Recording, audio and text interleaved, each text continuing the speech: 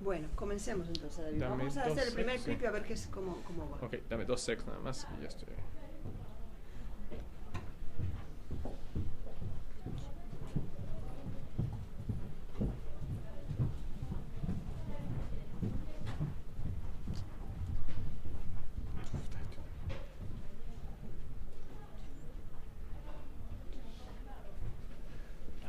Entonces, acuérdame cuál es la primera pregunta.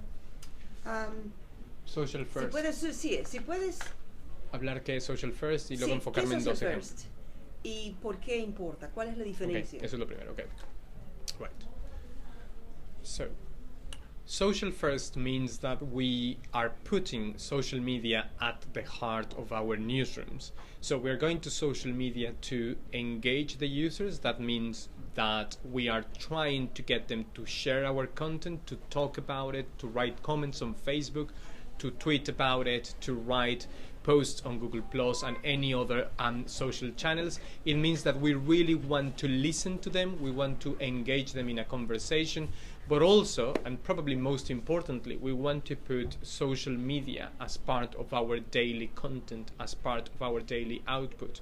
And I'm not talking about just writing stories about Justin Bieber or One Direction, which will be trending on a daily basis, but it's what can we find on social media that has a journalistic value, that has an added value, and therefore we can then take it as a starting point to then commit acts of journalism and bring those stories back to our sites. And that matters because on the one hand, we are able to have a different news agenda from our competitors, so we're not repeating what the wires are saying, we're not just saying what everyone else is saying, we are actively going to social media to find different stories and to connect to the audience.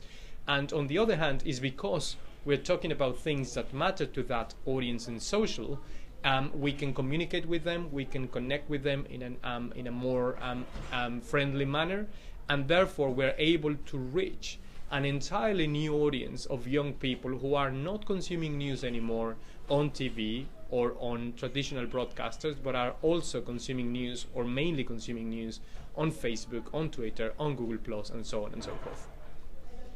Can you give me a concrete example of how social first translate in terms of content, in terms of what people see out there, and in which way it's different from, just posting stories to Facebook or to Twitter?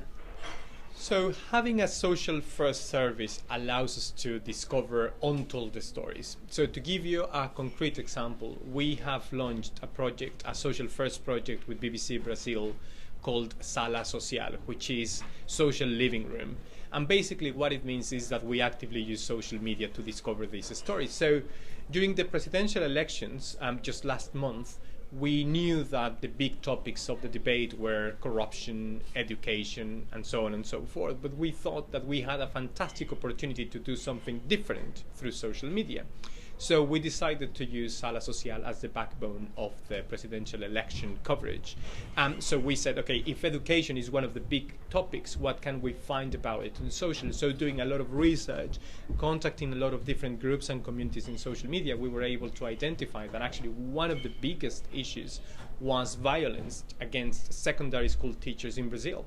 So we were able to connect with different people, with teachers, with parents, with pupils, and to talk to them and find out what was behind it. And we ran a story that was so successful on site that actually a lot of local media in Brazil picked it up. It ended up on TV because we were able to tell a completely different story.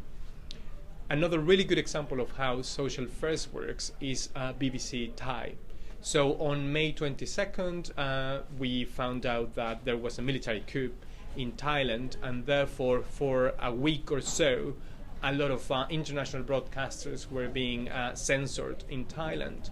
And we thought that as the World Service, we had the mission to deliver impartial news to the people in Thailand. But we knew that it was going to be complicated to launch a new site, a new bbc.co.uk proposition, and we knew that already on Facebook there were 26 million people in Thailand, mostly young people, 23 million of them consuming news through mobile devices. So we saw it as a fantastic opportunity for us to launch the first social media only language service from the BBC. And we decided that we were going to do that with BBC Thai on Facebook. And since then, the response has been massive, achieving more than 16 million users in just 4 months. And it's probably one of the few Facebook pages from language services that has such an amazing number of interactions. So every time a user interacts with BBC Thai, is probably interacting 4 times, which is a lot. On average, to give you an idea, every user on Facebook interacts with a page less than 1 time, 0.5, something like that. But with BBC Thai, we see that number reaching 4 times every single occasion.